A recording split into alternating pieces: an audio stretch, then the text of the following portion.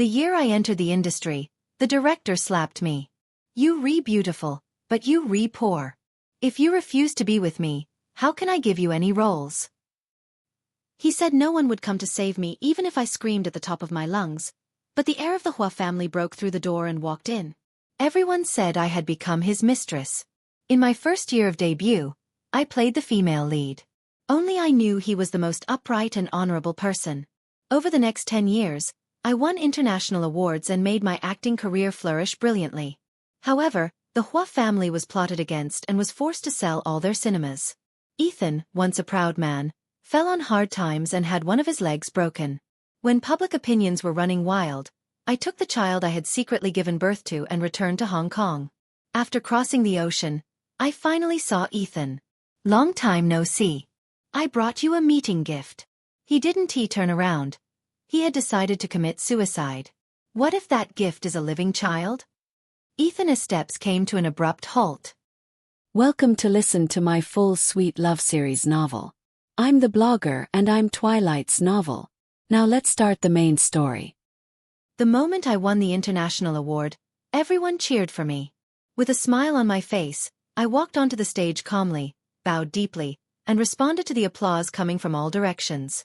It had been 10 years since I entered the industry. I often met kind patrons, worked diligently, and made my acting career thrive brilliantly. Finally, at the age of 28, I won the highest-level Best Actress award. After the ceremony, it was already dark. The evening breeze in Los Angeles was very pleasant. It was the 5th year I had settled here. When I got home, the nanny had already packed my luggage for the trip back to China. A friend helped me pick up my 4-year-old son from Switzerland. Luca was a very lively child. He suckled around me as soon as we met. He started talking early and grew up in a multilingual environment. He could understand more or less of Switzerland's 4 official languages. Although his Chinese wasn't perfectly pronounced, he could express himself fluently. "Luca," I stroked the child's head. "As I told you before, we're going back to Mom's hometown today. Do you know that?" He took off his school bag, unzipped it, and happily showed me his toys. His language teacher said that last night, he was so excited that he didn't fall asleep until late at night. Early the next morning, he got up and packed his favorite toy cars and dolls. On the seat, 4-year-old Luca was like a non-Newtonian fluid, wriggling in my friend's arms and shyly leaning his head over. "Mom, will Dad like me when he sees me?" I froze for a moment then spoke firmly. "Of course he will." Ethan, he had always been soft-hearted and upright. During the 5 years I was signed to Hua Pictures, he had always been a very good boss. He regularly went to welfare homes to play with the children. He donated money to establish a foundation. In the year when we loved each other the most, he looked at me with a smile. In the future, if we have a child, he will definitely be the happiest child in the world. Neither of us grew up in a complete family, so we especially wanted to make up for the regrets of our youth through our future child. If it weren't for some accidents back then, Luca should have been born with the expectation of Ethan and me. It was just a coincidence that in the year I broke off the engagement with him and went abroad, I didn't know Luca existed. After leaving the airport, after 5 years, I saw the sky of Hong Kong again. Luca liked this strange and new city and chatted with me excitedly. I was immersed in memories and forgot to respond to him immediately. 5 years ago, I thought I had made the most correct decision. I went abroad, tried my best not to recall the past, and not to miss the period when Ethan and I loved each other but couldn't be together. But after all these years, I heard rumors from my home country again. Hua Pictures announced an indefinite suspension of operations. And Ethan, that once gentle and noble heir of a wealthy family, had disappeared without a trace. Some people said he had his leg broken by enemies and fainted in a broken ship at the pier. Some people said he hid in the old alleys of Kowloon to escape his enemies and lived a life more miserable than a dog. Others said that Ethan, who was once as bright and upright as the moon, had run out of his good fortune. The accumulation of his ancestors over many years collapsed overnight. He would never have a chance to make a comeback in his life. Having seen countless grand occasions, I had long been indifferent to everything. But after hearing those groundless rumors, I had to admit that I was flustered. The year I left Hong Kong, I had imagined he would rise high in his career. I had imagined he would have a smooth and successful life. I had also imagined he would have a beautiful partner by his side and live a happy life. But I never imagined that he would be living a bad life. Having his leg broken. Being left at the pier. For a proud man like him, what was the difference between such humiliation and killing him? That was Ethan after all. 10 years ago, he was like the moon hidden in the clouds. Because he was bright enough, even if he revealed a moment of moonlight inadvertently, it was enough to illuminate my dark world. Today, 10 years later, I couldn't accept this ending. Holding my child's hand, I held back my heartache and told him. He's having a very hard time now. He's being humiliated, set up by his relatives. He might be in a mess, and he might even scare you. But he's a very good person and will be the best father in the world. Luca, if you see him and think he is not as tall and powerful as the father you imagined, don't show any pity in your eyes, and don't dislike him, okay? Luca skipped along the way and held my hand. No, Dad is Dad. If Mom likes someone, then I like him too. The car stopped at an ordinary hospital. On the day I heard the rumors, I trembled as I called a friend and asked him to go back to China on my behalf first. The entire crew had put in countless efforts just to win a gold award. And there were procedures to go through for Luca to withdraw from school. So I struggled to get through those days in Los Angeles. Third floor of the hospital. Room 403. I stood at the door and hesitated for a long time. When I pushed the door open, a familiar figure was sitting by the window with his back to me. His once straight posture was now confined to a wheelchair. Ethan was wearing a gray sweater, and he was surprisingly thin. I covered my mouth, afraid that I would cry out. Dr. Shin, didn't we just change the medicine? Ethan controlled the wheelchair to turn around. The moment he saw me, he froze in place, his eyes filled with shock. Facing the dazzling sunlight outside the window, I pretended that I was facing an old friend I hadn't seen in years and walked over with a smile. Long time no see, Ethan. The man in the wheelchair froze. Through 5 years of hardships and his decayed appearance, I saw the once high-spirited Ethan. After staring at each other for a moment, I heard myself speaking while holding back my emotions. I've been really busy lately. Since we used to be friends, can you help me take care of the child? My relationship with Ethan was exposed in 1999. It was the 4th year we had known each other. That night was also our first date. Unfortunately, we were photographed by reporters. Everyone said I had become Ethan's mistress, which was why I could play the female lead in my first play. Only the two of us knew that before he confessed his feelings to me, he hadn't even held my hand. He had always been like this, respecting everyone and never overstepping his bounds. Late that night, looking at the countless posts online mocking me for finally climbing up to him, I remained silent for a long time.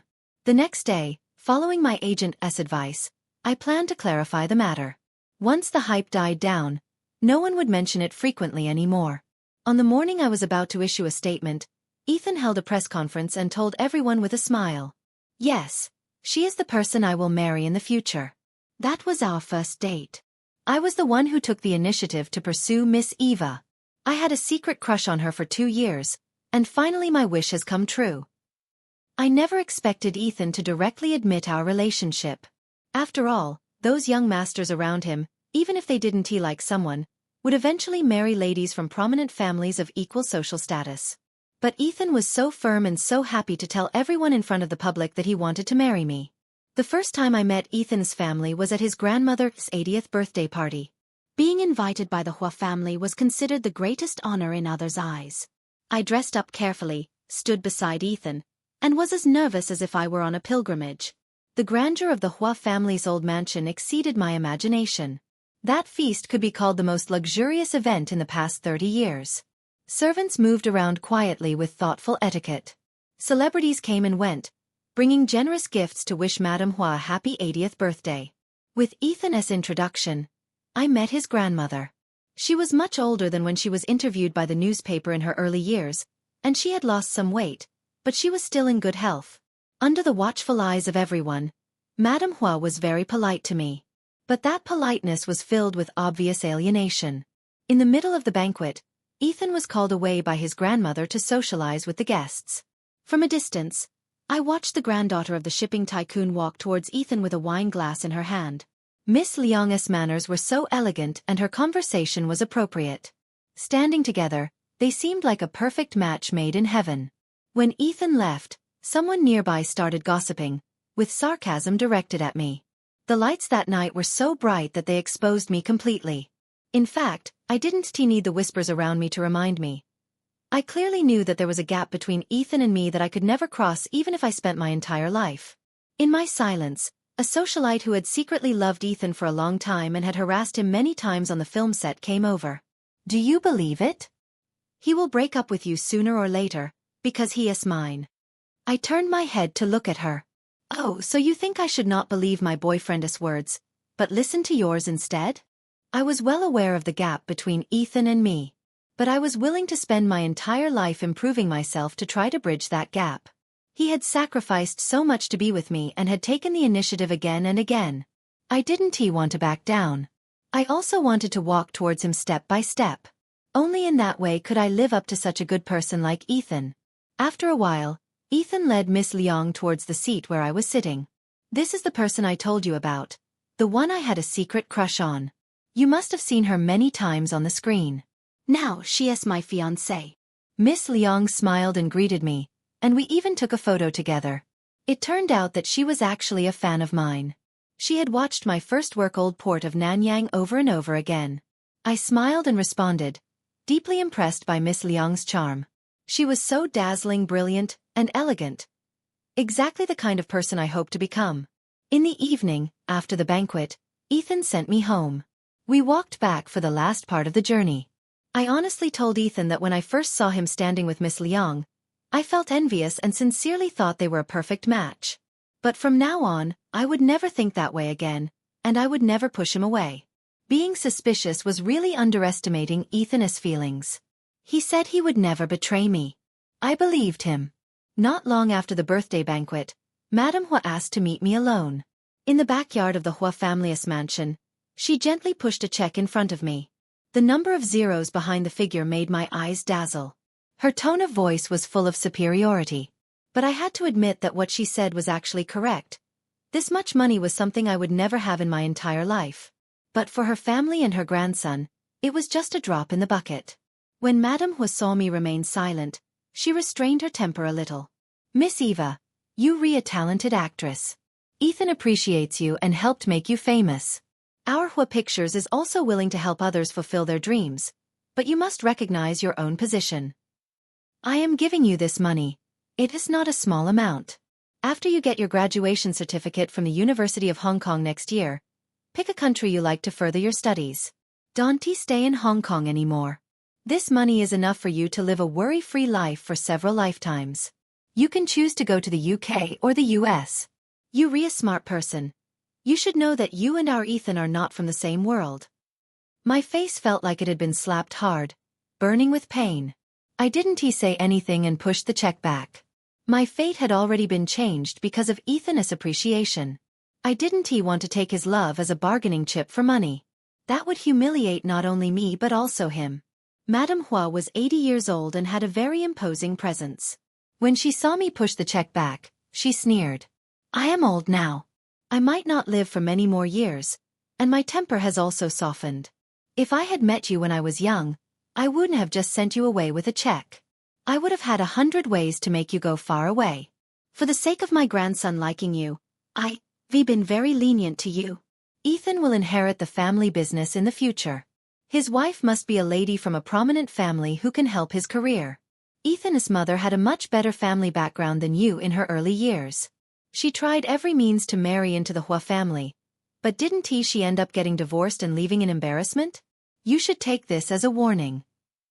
I didn't take the check and almost fled in a fluster, but I bumped into Ethan head-on. I had never seen him so angry before. Holding my hand, Ethan walked up to Madame Hua. "Grandma, I am not my father. I want to give up the person I love, and I will never let go. You may be very proud of driving my mother away, but at the same time, you also lost your son." As he spoke, Ethan didn't look at Madame Hua's embarrassed expression anymore. He held my hand and turned to leave. Not long after, with the planning of a wedding company, we held an engagement ceremony at the Peninsula Hotel. The hotel was filled with guests. Except for some guests who had a particularly good relationship with Madame Hua, Everyone who should come came. Amidst numerous blessings, Ethan and I exchanged engagement rings. Below the stage, Miss Liang stood with her fiancé, watching us with smiles. At the end of the year, I finally finished filming a long drama and returned to the small home that belonged to Ethan and me early in the afternoon. When I pushed the door open, I heard the sound of an argument coming from the study. Madame Hue's voice was cold and stern. I don't agree. I don't agree with you being with that woman. If you insist on being with that actress, then get out of the Hua family. You don't want to touch anything of the Hua family anymore. After a long silence, I heard Ethan's voice. Okay, Grandma. If that is the only condition, I'll leave the Hua family. His words were filled with tiredness and determination. I stood outside the door, shocked as if struck by lightning. I quietly closed the door and left in a hurry. I loved Ethan and really wanted to be with him forever. But I had never thought of making him give up everything of the Hua family for me. He was supposed to be a man above the clouds, with a bright and glorious future.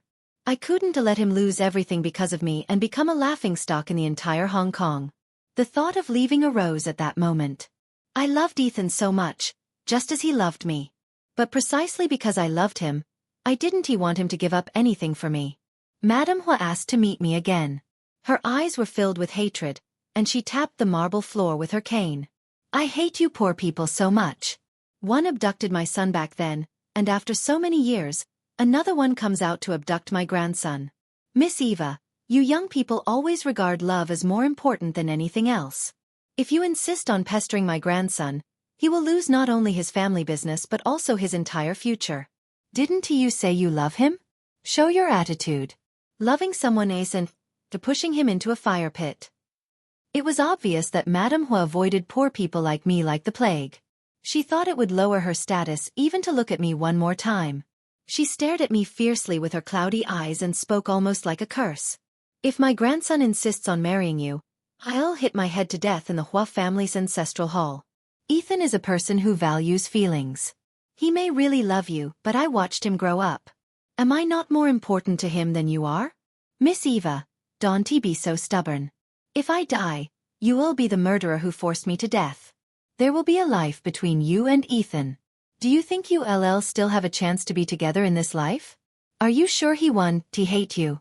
Madame Hue's words were like poisoned needles, stabbing one by one into the most vulnerable part of my heart. She knew exactly how to manipulate people's hearts. I had no doubt that if I really became the trigger for Ethan to lose everything and his loved ones, the pure and passionate love between us would eventually be worn away by the daily guilt and the pressure of reality. That wasn't the ending I wanted. So breaking up was the only choice. I would rather Ethan hate me. I would rather he think I betrayed our love than let him bear such a heavy burden because of me and fall from the clouds into the mire. A few days later, I found Ethan. He was carefully decorating our wedding room. Outside the window was the bright night view of Victoria Harbour, charming and eye-catching. I was wearing my favorite dress and smiled at him extremely gently. Ethan seemed to have a premonition of something. He held my hand tightly, so tightly that he almost crushed my bones. Eva, don't say anything. I'll handle Grandma's side. Trust me, okay? Looking at the dark circles under his eyes and the calmness he was forcing himself to maintain, my heart ached so much that I could barely breathe. I pulled my hand out, gently stroked his cheek and his eyebrows, eager to engrave every detail of his facial features into my mind. Finally, I spoke softly, my voice calm to the point of coldness. Ethan, let us break up. He froze there, looking at me in disbelief. Eva, what did you say? I said, let's break up, I repeated, digging my nails deeply into the palm of my hand, using the pain to maintain my last bit of sanity. I am tired, Ethan. Being with you puts too much pressure on me. Every day, I have to face countless pointing fingers, your grandmother's humiliation, and those circles I can never fit into. I've had enough. Ethan's eyes turned red instantly, and he pulled me into his arms. Eva, we can leave here and go anywhere you want. But I don't want to. I interrupted him, trying to make my voice sound full of boredom. Ethan, wake up. What do you have left if you leave the Hua family? What else can you give me? If I am banned by your grandmother, what will happen to my career? At that time, will I live with you in a cheap rental house, or accompany you to eat cold bread? I felt my heart breaking into pieces. I pushed Ethan away and didn't even dare to look at him. What I want is a more relaxed life, and the visible wealth and glory. But you can give me these, and your grandmother will never agree. I took out a fake check from my bag. This is what your grandmother gave me. Actually, I don't really like acting that much. It is so stressful, and I have to be in the spotlight all the time. With the large sum of money your grandmother gave me, I can live well anywhere in the world. This is much more practical than struggling hard with you, I hear it. The room was silent as death. I could even hear Ethan's breathing. Finally, I heard a laugh that was a little mocking and full of endless sorrow. Eva. So, you no different from those women outside who say they like me. Yes, no different. I straightened my back, trying not to let my voice tremble. So let us break up, Ethan. I am going abroad. Don't come looking for me. Don't disturb my peaceful life. I am begging you, okay? With that, I left that carefully decorated room. The moment the door closed, I collapsed onto the cold corridor. Tears poured down, but I didn't dare to make a sound. Ethan didn't chase after me. I knew I had succeeded. I had pushed him back to his world, even if that world would no longer have me in it. A week later, I bought a plane ticket and flew to Los Angeles. At that time, I didn't know that a new life had quietly begun to grow in my belly. That was the only remaining bond between Ethan and me left by heaven. Life in Los Angeles was not smooth sailing. The language, culture, unfamiliar environment, and the discomfort of pregnancy made me suffer a lot. I used the savings I had earned from acting over the years to rent a house and tried my best to adapt to the new life. A few months later, to avoid the cameras, I flew to Switzerland to give birth. It was snowing heavily in Zurich on the day Luca was born. He was very well behaved and rarely cried. His eyes were exactly like Ethan's, clear and bright. I named him Luca, which means the one who brings light. He was indeed a ray of light for me, supporting me to pick myself up again. When he was 2 months old, I quickly got back in shape and got in touch with the overseas film circle. I put aside all my past glory and started acting in small supporting roles, working as hard as a newcomer. Perhaps it was God's blessing, or perhaps I was hard-working enough. My acting career gradually picked up in a foreign country. I received more and more important roles, from independent films to commercial blockbusters. Step by step, I returned to the spotlight and stood on the award stage. Over the past 5 years, I had spent all my time on my child and acting. I thought I would never have any connection with Ethan again in this life. But I unexpectedly heard the news that the Hua family had fallen, and Ethan had an accident. At that moment, the peaceful world I had maintained for many years collapsed with a loud crash. A long silence fell over the ward. Luca quietly moved closer to me and held the corner of my clothes tightly with his small hand. Ethan's gaze fell on him, even with a hint of caution. He tried to control the wheelchair to move closer, but he seemed a little clumsy due to the inconvenience of his leg. His name is Luca? Ethan's voice was hoarse as he looked up at me. Yes, I replied, meeting his gaze. We had been apart for too long. I was an orphan. No one had ever told me how to express my longing, or how to reconcile with someone after a broken relationship. I gently pushed Luca's back. Go, let Dad take a good look at you. Luca looked up at me, asking with his eyes. I gave him an encouraging smile. He hesitated for a moment, then slowly moved to the front of Ethan's wheelchair. Ethan stretched out his hand, seemingly wanting to touch the child's face, but his hands were covered with small scars. His hands trembled slightly. He paused in the air for a moment, and finally just gently placed his hand on Luca's head. Hello, Luca. Ethan's voice choked a little. He tried his best to hold back his emotions, but his eyes turned red unconsciously. Luca blinked his eyes and looked at him curiously, the timidity he had before fading a little. Suddenly, he took off his school bag, took out all his favorite toys, and handed them to Ethan. These are for you, Luca said softly. Tears fell from Ethan's eyes without warning. He quickly lowered his head and wiped his eyes with the back of his uninjured hand. When he looked up again, he tried his best to squeeze out a smile. Thank you, he took the small toy car and held it tightly in his palm. Thank you, Luca. You're welcome. Luca looked much more relaxed when he saw that Ethan had accepted the gift, and a faint, shy smile appeared on his face. When he smiled, he looked even more like Ethan. Over the past few years, Luca had always been a very well-behaved child. Since he was born, he had been living in Switzerland. I hired many aunts to take care of him, as well as nannies and private tutors. As for me, besides acting, I traveled back and forth between Los Angeles and Zurich frequently. Luca was smart and sensitive, and like Ethan, he had good upbringing and empathy. He wasn't a shy child, and he didn't alienate me just because I couldn't be with him all the time. Over the years, friends had come and gone around me. To prevent the child from being exposed to the flashlights, my whereabouts were always uncertain, and I kept them secret from the public. I also never mentioned his father to the child. If it weren't for this sudden accident of the Hua family, perhaps father and son would never have met. In the following days, I used being busy with work as an excuse to leave Luca in the hospital often, asking Ethan to help take care of him. In fact, I was creating opportunities for father and son to be alone. Ethan needed time to accept Luca's existence, and he also needed time to build a relationship with the child. I learned about the situation bit by bit from the doctor he trusted. The collapse of Hua Pictures was because someone within the Hua family colluded with external capital to set up a huge trap, embezzled all the working capital, and left a huge amount of debt. Ethan was betrayed by Jiaxi Hua, the grandson of Madame Hua's nephew. That dissolute young man had been reported in the newspapers many times for visiting prostitutes. For 4 years, the people Ethan trusted around him were still the same group. His secretary, his assistant, and his lawyer. Before I went abroad, I was quite familiar with them. Ethan's special assistant told me more details. On the day of the accident, the fuel tank of Ethan's car exploded. The huge impact shattered the glass, and Ethan's body was covered with glass shards. The driver fainted, and the car lost control. A truck suddenly rushed out from the opposite side and crashed into Ethan's car violently. The car rushed off the viaduct and fell into the sea in an instant.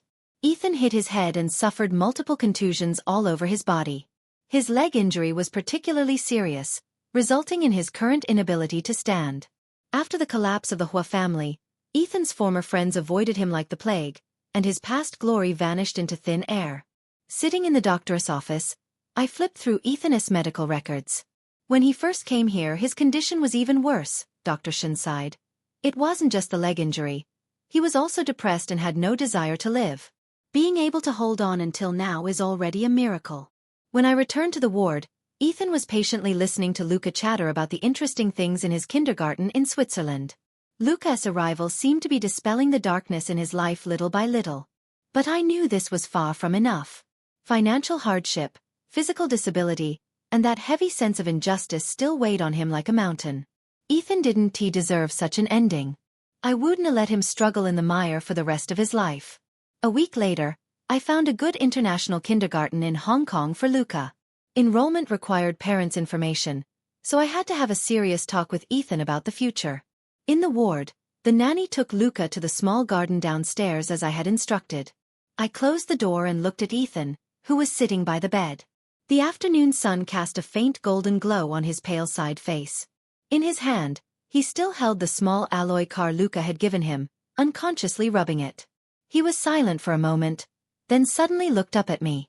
"Eva, thank you for these past few days." "Ethan," I interrupted his polite opening and looked straight into his eyes. "We don't need to say such things between us."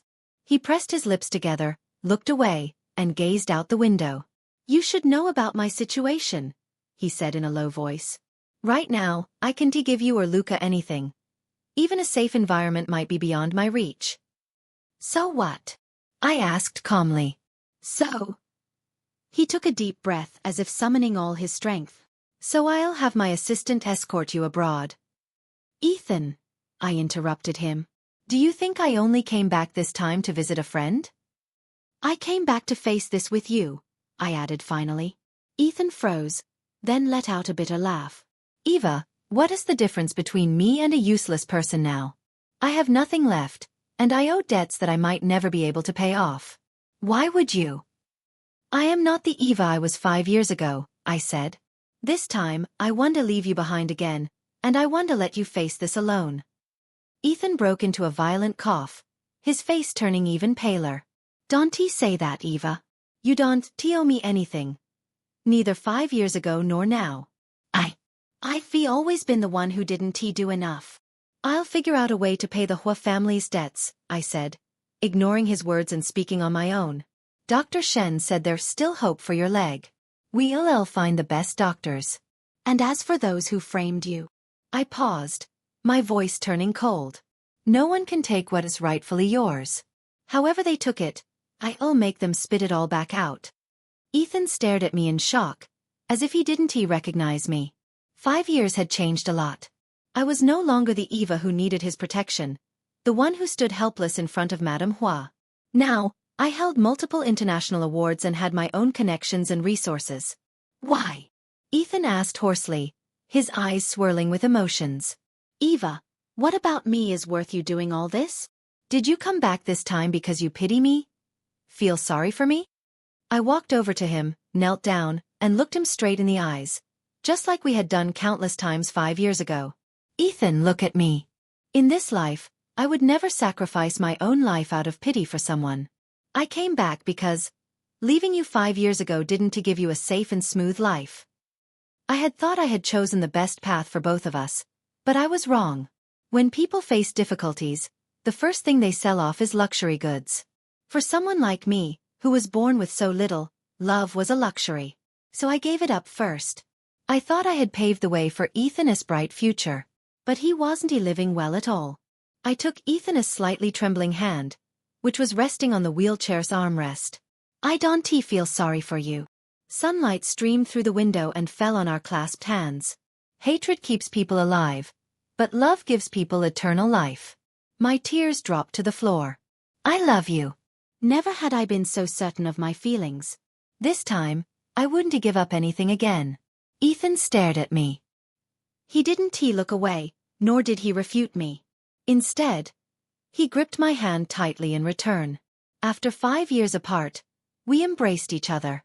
That night, I couldn't sleep. Looking at Luca's face, which was so similar to his father's, I suddenly remembered the first time I met Ethan. It was Hong Kong in 1995. The age of 18 was like a nightmare for me. Before my college acceptance letter arrived, I received my aunt's critical illness diagnosis. To raise money for her treatment as soon as possible, I worked day and night, taking 5 part-time jobs. I squatted in the back kitchen all day, washing piles of dishes. The cold water turned my fingers red and stiff. In the chaotic Kowloon-walled city, people from the so-called upper class often came to film. One day, the boss hosted a new film crew and turned the tea restaurant into a filming location.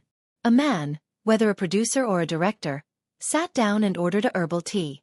As I set down the teacup, he suddenly grabbed my hand. In a panic, I spilled the herbal tea on his expensive suit. I apologized hastily, but he looked at me with a smile, a greedy glint in his eyes. Miss, are you interested in acting? I'll make you a Miss Hong Kong. I tried to leave in a hurry, but he stopped me. Don't be nervous. I am Huang Hao, the casting director of Hua Pictures. A face like yours is wasted in the walled city. With that, he stuffed a business card into my hand. Remember to contact me. In the back kitchen, I stared at the gold-embossed business card.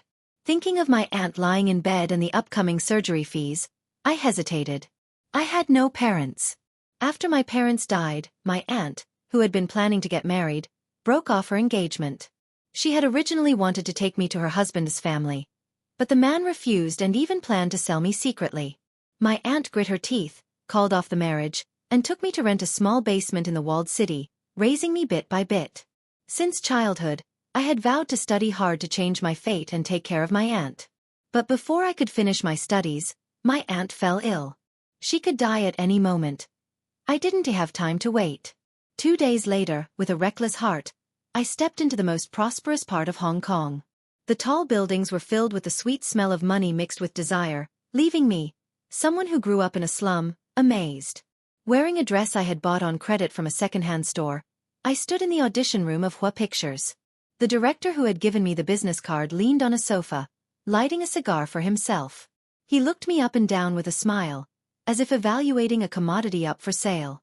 Finally, he exhaled a ring of smoke through his nose. You, beautiful. Absolutely stunning. A face like yours is a rare gem. It's perfect for the big screen. He leaned back, and the leather sofa creaked under his weight. You have a good figure too. Can you dance?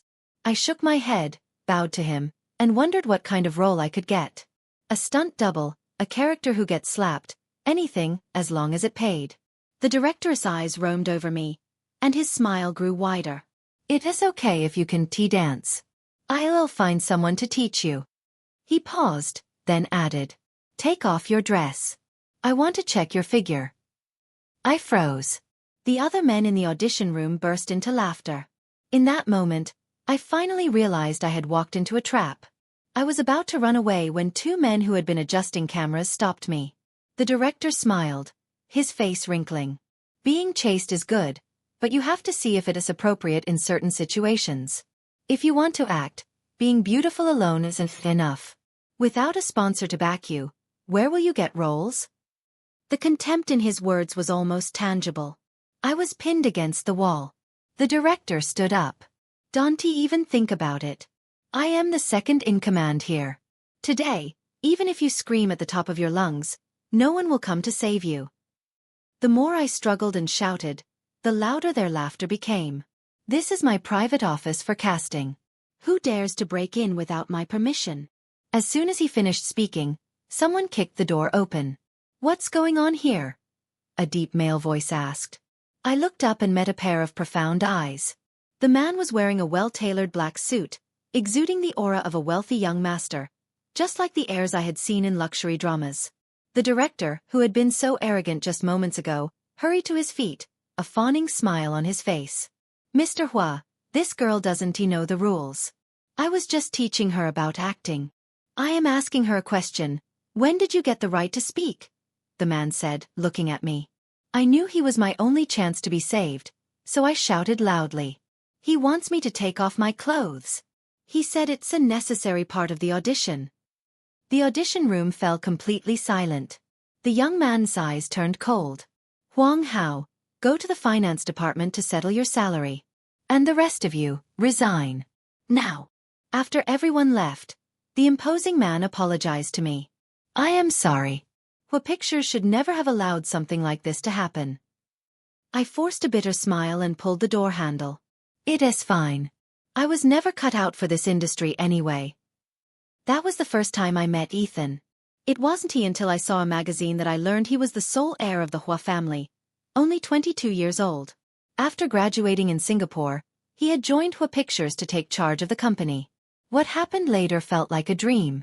Ethan had his assistant contact me, and over everyone's objections, he gave me the female lead role in a big-budget literary film. I had read the script. The character was complex and profound, a role that even established actresses were fighting for. But he gave it to me, an unknown newcomer. When the news broke, the entire Hong Kong entertainment industry was in an uproar. Rumors spread like rats in the sewers, multiplying rapidly. Everyone said that Eva, the nobody actress, had slept her way to the top with the young master of the Hua family to get the role. On set, whenever I walked by, I would hear people whispering, mocking me as nothing more than Ethan's kept bird, a toy propped up by resources. Faced with the constant bullying on set, I said nothing. Instead, I memorized every line in the script word for word. I wasn't stupid. I knew what kind of path I was taking. I needed money, and I needed a chance to make a name for myself. And I was lucky enough to get this script. Explanations were useless, and rumors couldn't be suppressed. The only thing I could do was work hard to portray every role given to me. Only then could I live up to the person who had given me this chance, and to myself. Ethan was truly an excellent boss. He wasn't unfaithful, nor was he lecherous. Born into the wealthy Hua family, he had no trace of arrogance. Ethan gave me roles, but he never interfered with my acting. Instead, he told me seriously, only by acting well can you truly respect the director, the script, and my trust in you. After filming every day, he always asked his driver to take me home. I lived in the cheapest tenement building, in a remote area. A place I had only found with a friend's help. Perhaps to protect my pride, the car always stopped at a corner away from my residence. The driver never pried into my personal affairs. He only reminded me to be safe when I got out of the car. Later, I got to know the driver better and called him Uncle Zhong, just like Ethan did. I heard he was the person Ethan trusted the most.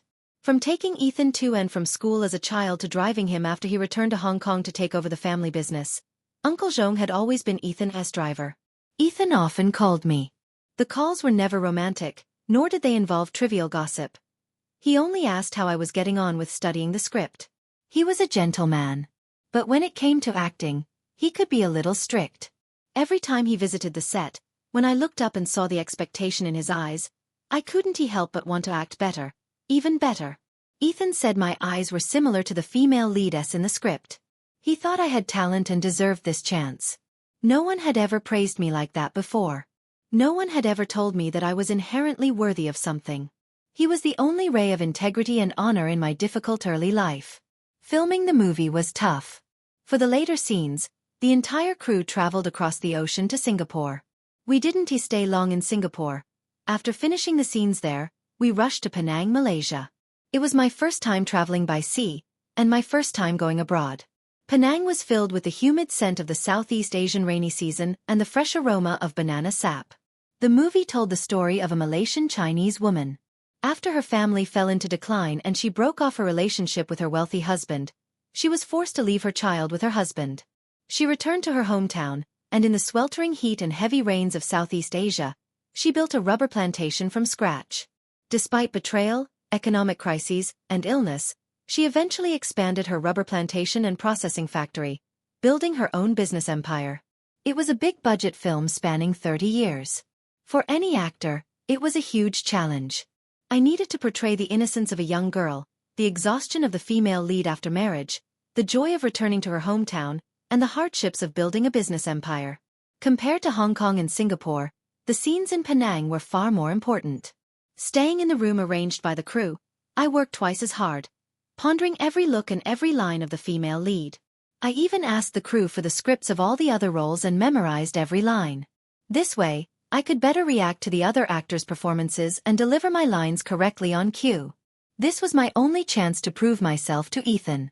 Late at night, when I was too tired to read anymore, I told myself over and over again that I must not mess this up. During filming, we went to a large rubber plantation in a remote area of Penang. The climate was sweltering, and mosquitoes swarmed everywhere. I had to wear thick, old-fashioned dresses and work in the real rubber plantation. I learned to tap rubber and manage the factory assembly line. Blisters formed on my hands, my skin gradually tanned, and I was bitten by mosquitoes all day. Every scratch left a red mark. It was tough, but I was happy to endure it. Sometimes after tapping rubber, I would look up at the sky inadvertently, and I could feel my heart pounding wildly. In those moments, I didn't feel like I was acting as the female lead. Instead, I felt like I had become her. Ethan attached great importance to the Penang scenes and often visited the set. He was always quiet, standing by the monitor and never interfering with the filming. The last scene of the female lead's youth was about reforming the production line. She invested all her savings to expand the rubber plantation and opened 6 factories at once. She processed the rubber plantation's products further, purchased raw materials from nearby rubber plantations, unified the processing, and then shipped the products overseas. Adding one more production step meant earning a little more money. Just as her business was thriving, she encountered natural and man-made disasters. During the transnational transportation of finished rubber products, the ship capsized. Nearly half of the goods couldn't be delivered normally.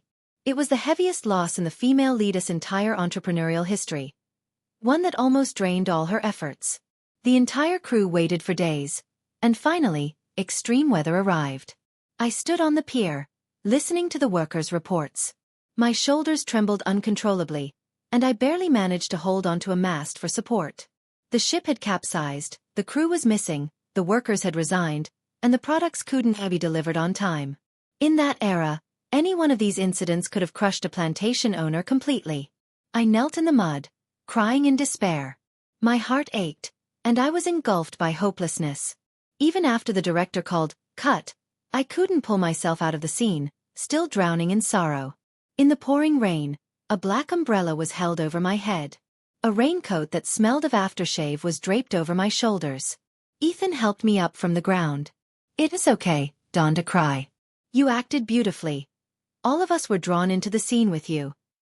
Next came the scenes of the female lead in her middle age. I became more and more comfortable in the role, and it felt like I had truly formed an emotional connection with the female lead in the script. In every scene, I felt like I was immersed in the humid air of Southeast Asia. Slowly, I fell in love with this city. I didn't know when my feelings for Ethan began to change. From gratitude at first, they gradually turned into something more complex and indescribable. It was truly a dangerous thought. I asked myself, everyone wants good things, but why should they end up with me? I couldn't find an answer. I was a girl who grew up in a slum, who had stepped into this world of fame and fortune just to raise money for her family's medical bills. To have come this far and gained so many things I never even dreamed of, I was already lucky enough.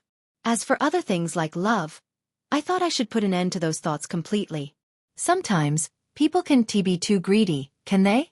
After the movie wrapped, I returned to Hong Kong. On the day the final cut was ready, Ethan invited me, the female lead, to watch it in his private screening room. It was an extremely quiet space. The lights went out, and the screen lit up. 2 people. A 2-hour movie.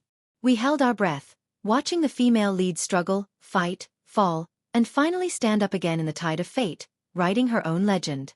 When the end credits rolled slowly and the lights came back on, I looked at Ethan sitting beside me. I suddenly realized we were both in tears. Ethan stared at the screen, his eyes complex, filled with a sense of loss and sadness I had never seen before. I took a tissue from my bag and handed it to him. "Thank you," Ethan said as he took it, his voice much softer. "Actually, the female lead is based on my mother." I froze in place, so shocked by his words that I forgot to breathe, my mind going blank. Hong Kong was never short of wealthy family secrets. But there was never a single whisper about Ethan's mother. The ordinary people of Hong Kong only knew that Ethan was the only son of the Hua family and the definite heir to the Hua fortune. They knew very little about his mother. Even his father hadn't been seen in the news for years, as if he had vanished into thin air. Overwhelmed by shock, I stumbled over my words. "I am sorry, Mr. Hua. I had no idea beforehand." He suddenly let out a laugh and looked at me. His eyes filled with compassion. From the first time we met, I had known through his eyes that he was a kind and gentle man. If that day, no one named Ethan had kicked open that door, I was afraid that poor girl who had only dreamed of earning money would have been driven to a dead end long ago, reduced to a pile of bones. "Why apologize?" Ethan asked in a casual tone. "You have nothing to apologize for. I just made a random comment earlier.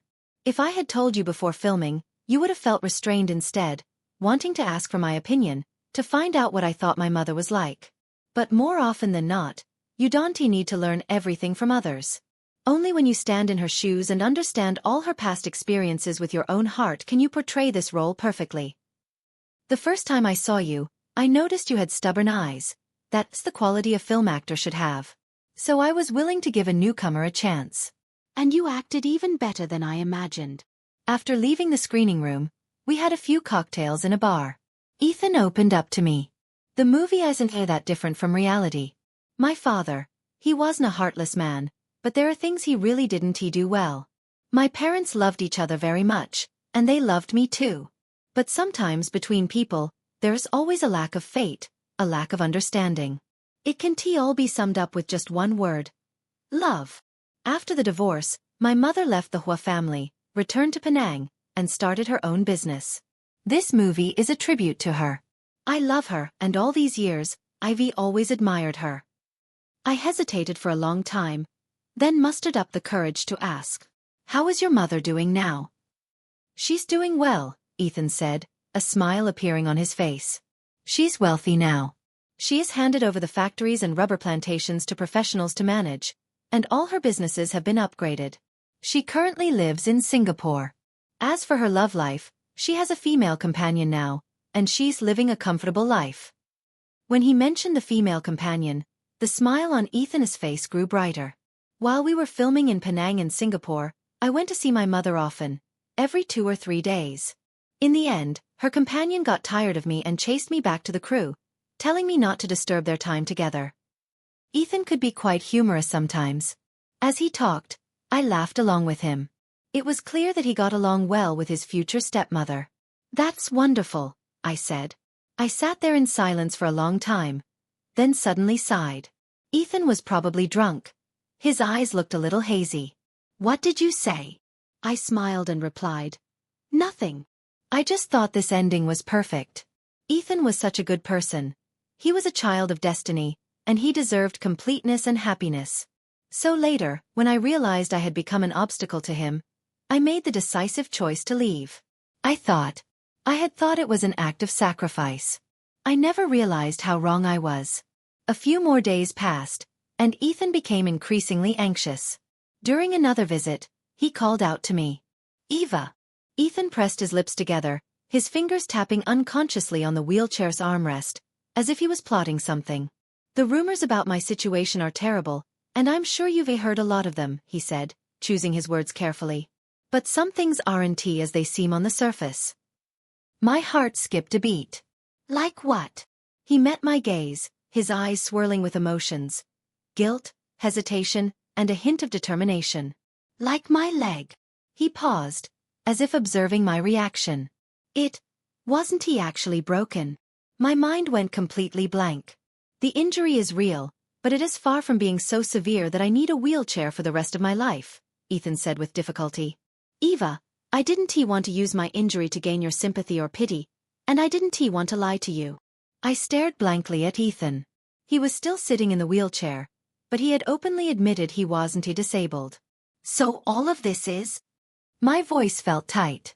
A ruse to turn the tables, he replied, his tone calming down, filled with the strategic composure that was so typical of Ethan. There's a problem within the Hua family. Someone colluded with outsiders to empty the company completely and trample me into the mud. The car accident, the debt collectors, they were all part of that person's plan. I survived by a miracle, so I decided to play along, putting on a show of being down and out. Only then could I catch all the snakes and rats hiding in the shadows. A flash of pain crossed Ethan's eyes. But I never expected you to come back. And I certainly never expected. Luca. I froze there, staring at him in silence. It turned out this was all an elaborate act. And I, bringing our child with me, had rushed in with the intention of rescuing him from danger, becoming an unexpected, uncontrollable variable in his plan. I am sorry, Eva, Ethan said hoarsely, his voice filled with frustration. I made you suffer because of me, and I. Sorry for what? I interrupted him, my eyes burning. If I had encountered something like this when I was 20, I might have felt betrayed and asked painful questions. But now, I had endured too much suffering. Nothing was more precious than a false alarm. Looking up at Ethan, I felt nothing but relief. Ethan sat there, his face pale. His lips moved, and he looked at me with an almost mournful gaze. I am sorry. If you resent me, His eyes, once so calm and strategic, were now filled with panic. He tried to move closer to me, gripping the wheelchair's armrests tightly, trying to push himself up. In the end, he fell back down, hindered by the casts on his legs. Ethan, I said, almost rushing to speak as I met his compassionate eyes. I don't resent you. Never in my life have I felt so relieved. Ethan hung his head. Even if you don't resent me, I still need to apologize to you. 5 years ago, I thought letting you go as you wished was protecting you. 5 years later, trapped in the mud, surrounded by traps, my first thought was still, I can drag you into this.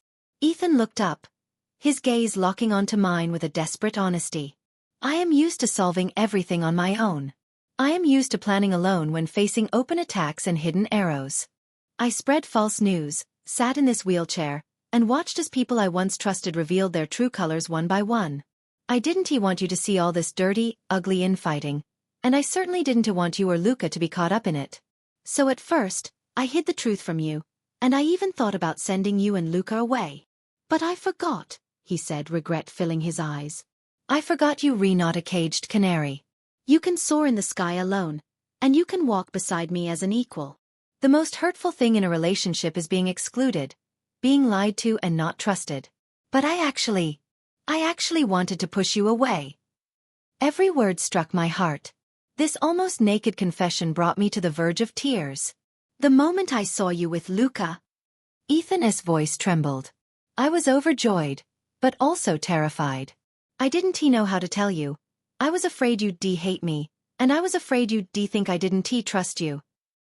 He closed his eyes and took a deep breath. When he opened them again, there was a newfound determination in his gaze. Eva, I am sorry. This time, it's not an apology for my plan. It's an apology for my arrogance, for choosing to hide the truth from you. Can you trust me again? Silence fell over the ward once more. I looked at Ethan. He was still sitting in the wheelchair, his leg injury severe. There was a nervousness in his eyes, as if he was waiting for a verdict. The car accident and explosion had left countless scars on his face and body, but they had not erased the sincerity in his eyes or the pride in his bones. Our relationship had never been frozen, so there was no need to break the ice. Ethan, I said, wanting to repeat it to him over and over again. Do you know? The most important thing I learned in these 5 years is to face my true feelings.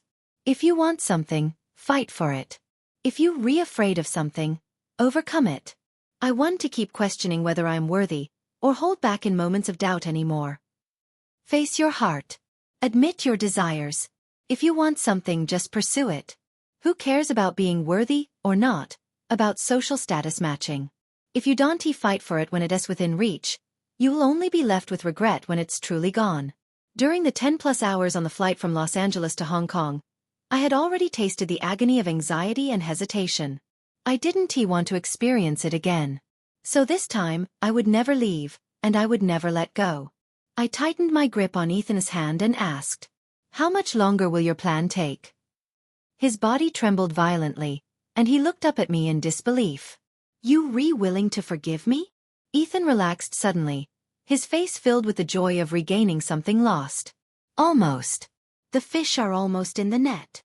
Good. I nodded. Then Luca and I will stay with you until you can stand up again. This time, after 5 years of wasted time and misunderstandings, 2 independent souls drew close once more.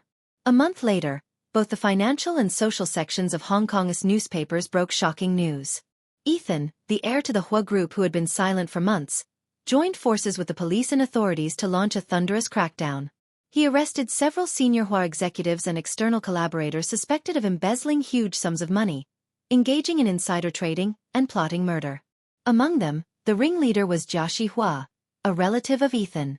He was the younger generation Madame Hua trusted most, second only to her own grandson. It was she who had personally brought Jiaxi Hua into the company and given him power comparable to Ethan's. After his leg injury healed, Ethan held a press conference. This time, he was no longer the haggard, injured man in a wheelchair the rumors had described. Instead, he wore a well-tailored dark suit and walked steadily onto the stage. He was a little thinner, and his face still looked tired, but his eyes remained calm and firm. He presented a wealth of evidence in a clear, organized manner. His attitude was sincere. He stated the facts, and at the same time, defended the Hua Group's crumbling reputation. The Hua Group has gone through a crisis, but its foundation remains intact, he said. Before the press conference ended, Ethan turned to the cameras, his voice steady and strong. I want to thank the partners who still trusted the Hua Group during this time, and also thank the person who has always supported me. I stood in the front row, catching the fleeting softness in his eyes as he spoke. In this moment, our fates aligned, and our souls resonated. Ethan's car stopped downstairs at the apartment where Luca and I lived. His most trusted driver, Uncle Zhong, who had served him for 27 years and whom he regarded as a family elder, had been killed in a recent explosion. The accident with the car had been his doing. It was also him who had driven Ethan down a road with no way out. In return, he had received an extra 10 million in his bank account. That was the reward Jiaxi Hua had given him. The moment the door opened, Luca rushed over like a little rabbit. He hugged Ethan's leg, looked up, and said with bright eyes, "Daddy, you don't need to sit in the chair anymore." Ethan bent down, easily picked up his son, and spun him around high, making Luca giggle. On the balcony, Ethan's voice was filled with relief. "Eva, it is all over." There were no extra words, just a simple sentence. I looked at him, and at Luca, who was laughing and playing in his arms. My eyes felt slightly warm. In the end, it turned into a relieved smile. Yes, it was all over. And our love was just beginning. In the evening, the setting sun dyed the waters of Victoria Harbour a magnificent orange red. The Star Ferry shuttled across the sparkling sea, letting out long whistles. The wind that had been delayed for 5 years over Victoria Harbour finally blew gently, dispersing all the fog and bringing the lovers back to each other's sides. From now on, we would be together forever, never to be separated again. Extra story. In the second month after everything settled down, Ethan boarded a ship bound for Singapore with his wife and child. After discussion, he and his wife decided to hold their wedding at the place where they first fell in love. His mother's business was quite large. She owned businesses in Kuala Lumpur, Penang, Singapore, and the UK. When it came to choosing the means of travel, he finally opted for a ship. Direct flights had become very convenient, but he suddenly wanted to experience the shipping routes he had taken when he was 5, 10, 15, and 16 years old again. This time, unlike the chaotic passenger ships of many years ago, he chose a private cruise ship instead. Luca, with his lively personality, ran around the ship non-stop, curious about everything. He held a small windmill and watched its blades spin around. In these days, the three of them had become very close as a family. He felt deep regret for his wife and child, and for the 5 years he had missed in their lives. The only thing he could do was spend the rest of his life making up for it with all his strength. In the afternoon, Ethan and Eva stood on the ship's open-air stairs to take photos as a memento. Looking through the dozens of photos her husband had taken, Eva frowned tightly.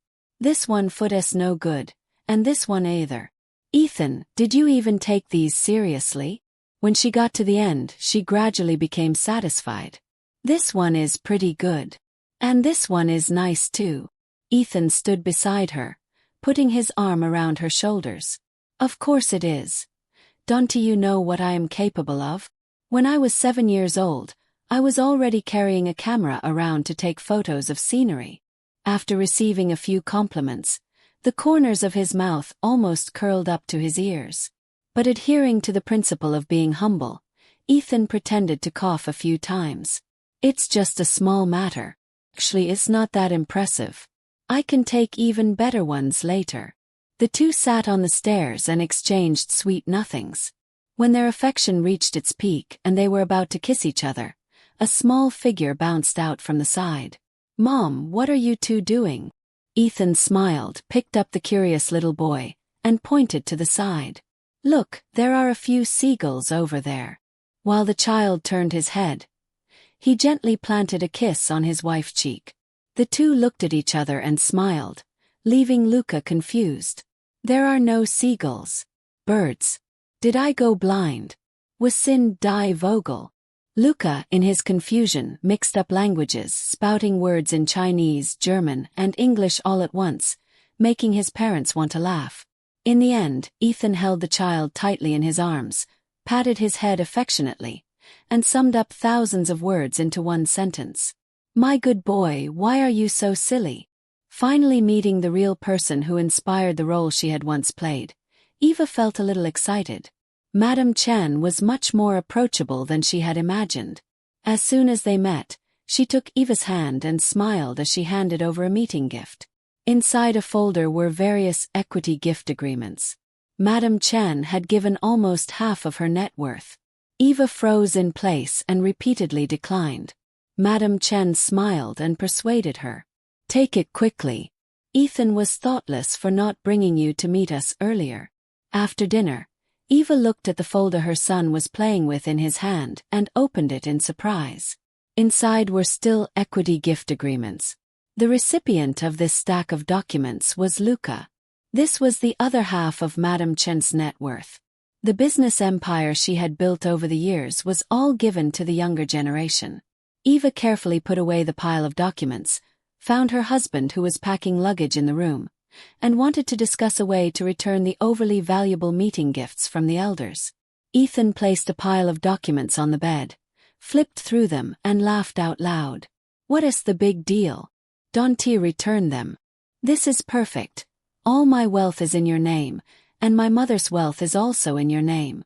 Now you'll be the head of the family. My wife is so rich. Why don't I stop working hard from now on and just live off you?"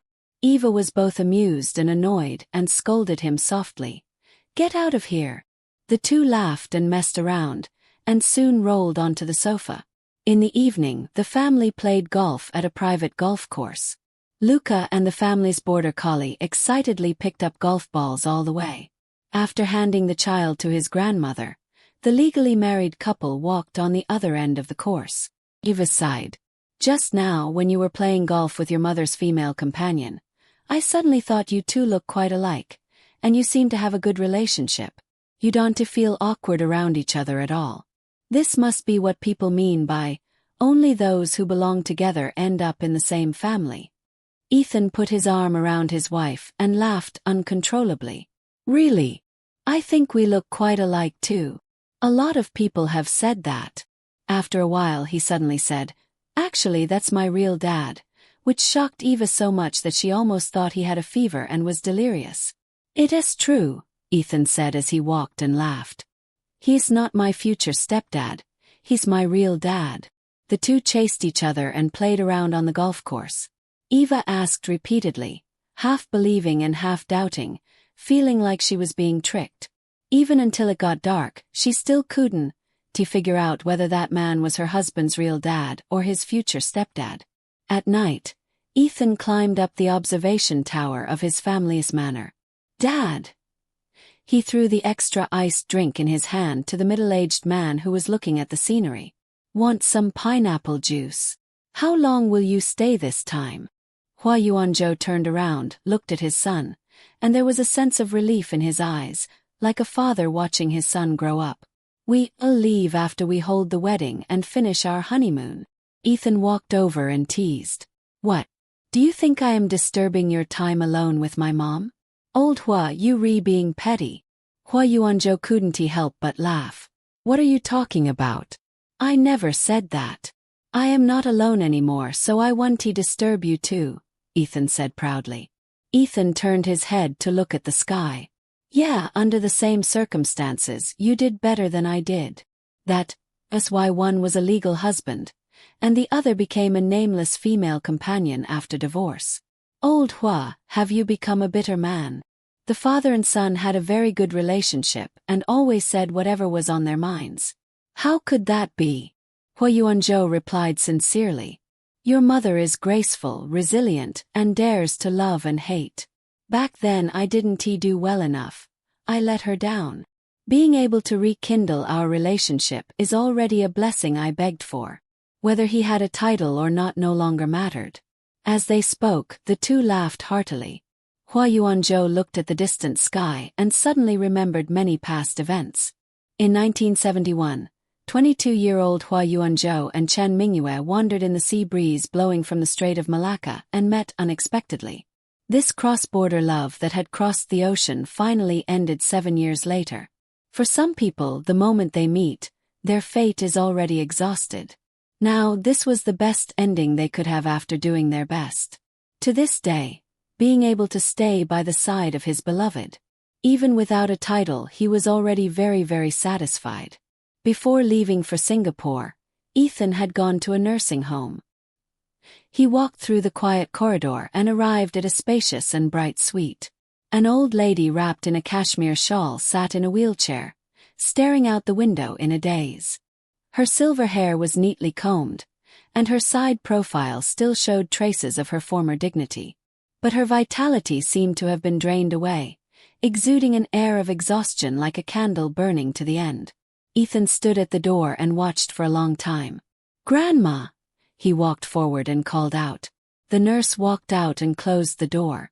Ethan picked up a glass of warm water and medicine from the side. Grandma, it is time to take your medicine. With just one look, Madame Hua burst into tears. Ethan, how is your leg? Everyone outside is saying. It's my fault I let you down. Ethan froze there and didn't speak until a long time later. It is okay now, Grandma. I'll be fine. The two sat facing each other. For a long time, neither of them spoke. After a while longer, Ethan stood up to leave. Grandma, I still have some things to take care of. I'll come see you again when I have time later. His tone was polite yet distant. The old lady's cloudy eyes moved slightly, unfocused, as she looked out the window. Okay, Ethan, go take care of your business. Don't spend too much time on me. Watching her grandson's leaving figure, she couldn't hold back anymore and covered her eyes to cry. These days, she was sometimes lucid and sometimes confused. After suppressing her emotions for so long, she finally figured out what she had done all these years. Since when had she pushed all her loved ones far away step by step? She suddenly remembered 5 years ago. Looking at her grandson, who was muddle-headed all day long after losing his lover, she was angry at his lack of ambition and also felt sorry for him. In order to reignite her only grandson's fighting spirit, she brought her cousin's grandson to the old Hua mansion and gave him some shares in Hua Pictures. As someone who had been in charge of the Hua family business for many years, she knew the sardine effect well. She had only wanted Jiaxi Hua to be like the sardine that stirs up the group, but when faced with her unyielding grandson, she couldn't help but say harsh words. Yes, you re my only grandson, and everyone praises you as a good child. But you need to know that I've kept the Hua family business running all these years. I am not a clueless old woman. If you don't have the ability to run the company, if you think your so-called love is more important than your future and career, then I don't mind choosing another heir. Hua Fengzi would never forget the look her grandson gave her. It was so shocked, so desperate. For a moment she felt a little regretful. That was the grandson she had doted on since he was a child, the only hope for her later years. But what had she done? She had been so cruel, saying words that hurt her own grandchild. She wanted to apologize, to explain that those weren't her true intentions. But when she opened her mouth, even harsher words came out. She was stunned. Why had this happened? Upon careful reflection, she was surprised to realize. In the decades she had lived, as the young lady of a wealthy family, she had rarely bowed her head, rarely apologized to anyone, and never begged anyone. The only time was when she begged her husband when she was young. That was the only time in her life when she had lost all her dignity. Many years ago, she had also been a warm-hearted young woman. She would bluff about her identity to scare away gangsters who robbed passers-by on the street, and donate money to beggars she passed by. Back then, she was called the last noble young lady of Hong Kong. If nothing unexpected had happened, she would have married a man of equal social status under her family's arrangement. But after returning from studying abroad and seeing the world, she was tired of all restraints and didn't want to live a life that was predictable from start to finish. At the age of 25, she met a poor young man with nothing. Love is like the seeds of a dandelion. When the wind blows, it grows stronger and stronger. She fell deeply in love with him and was determined to marry no one but him. Despite her family's opposition, she still stayed with him. Closing her eyes, she could still remember how her father had pointed at her and scolded her that day. Our family has been wealthy for generations. But what is that man? He has no parents, no possessions. You re a young lady who studied abroad. What is he? A volunteer with no power or influence. He can even make ends meet. How do you know he volunteers because he is kind and not because he is begging for food? Matching social status is a tradition passed down by our ancestors. Whether you believe it or not, it makes sense. You re so stubborn. You'll suffer a big loss later. At that time, her parents had advised her earnestly. But she didn't listen. Not a single word. 2 years later, the poor young man married into the Hua family as a son-in-law and rose to prominence overnight. At the age of 28, they had their first child. In those years, she was like a fool, always immersed in happiness. Until one day, she saw a woman holding a child get into her husband's jeep. To this day, she still remembers how she had screamed hysterically and asked her husband in despair that day. In the end, she confirmed the identities of the woman and the child. They were his mistress and illegitimate child.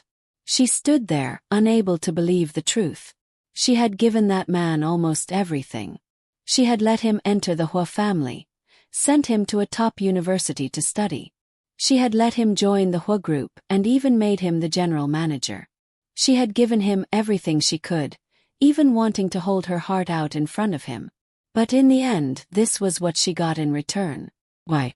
How could this be? She had once been such a proud person. She could get anything she wanted. So no matter what, she couldn't believe that her husband had fallen in love with an orphan girl. Filled with resentment and disdain, she had someone send the woman and child away and begged her husband to come back to her. That night, they argued until dawn, and finally reconciled. She cried and threw herself into her husband's arms, not seeing the resentment in his eyes. 7 years.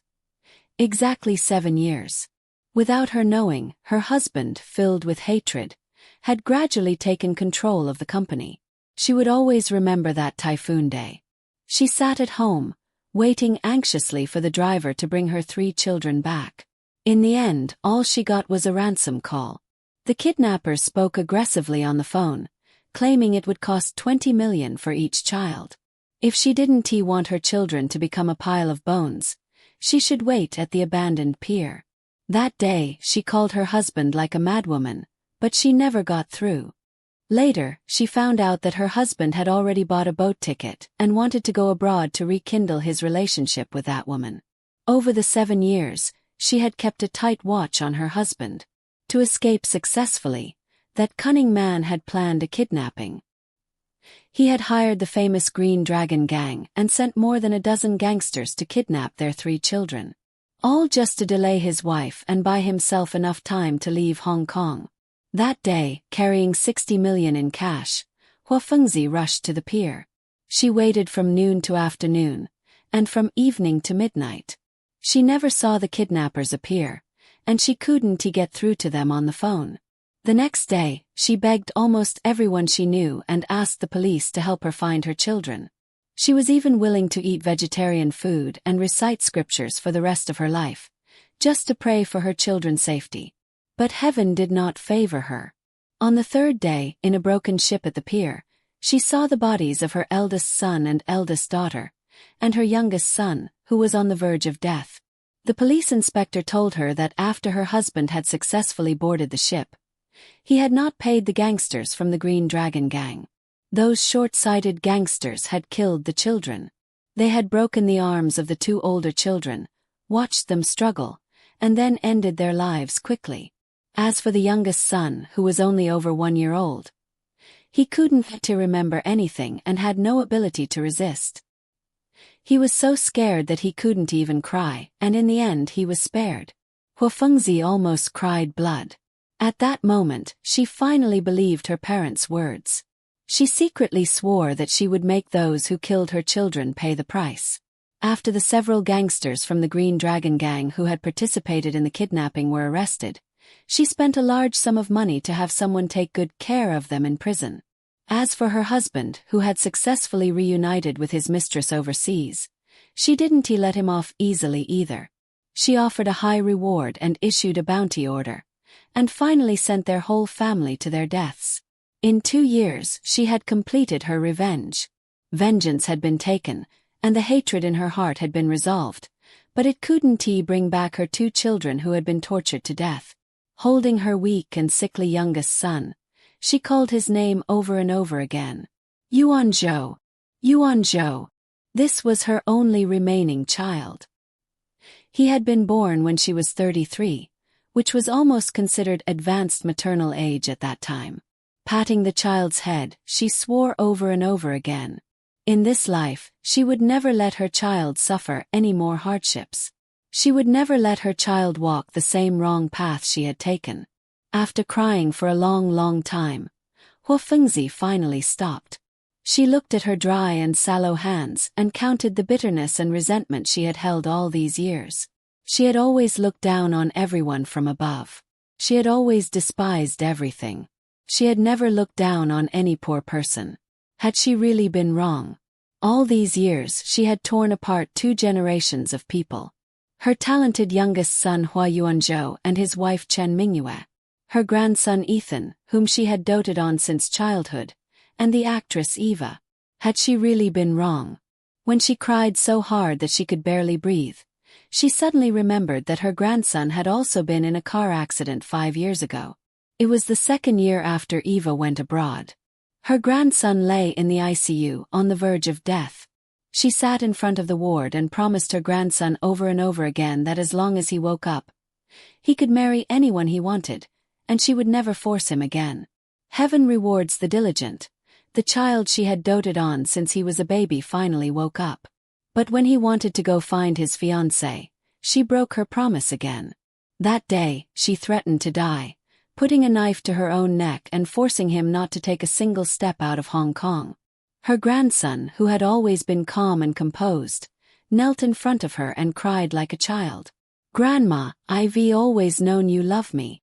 You've arranged every step of my life. When I was little, you were afraid I'd be cold or hungry, afraid my mom wouldn't take good care of me. When I grew up, you were afraid I'd study too hard, afraid the company's veterans would make things difficult for me. You even wanted to go through all the hardships for me.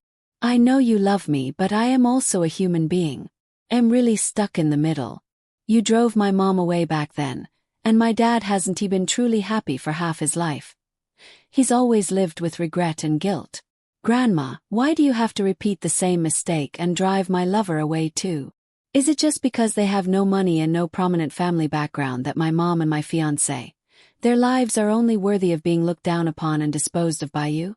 Is the threshold of the Hua family really so high that it can tolerate even a little sincerity?" Hua Fengzi sat quietly by the window. Her lips moved, and she mumbled her grandson's name incoherently. Her mind began to blur again. After a moment, she completely retreated into her own world and started muttering about old things from the past.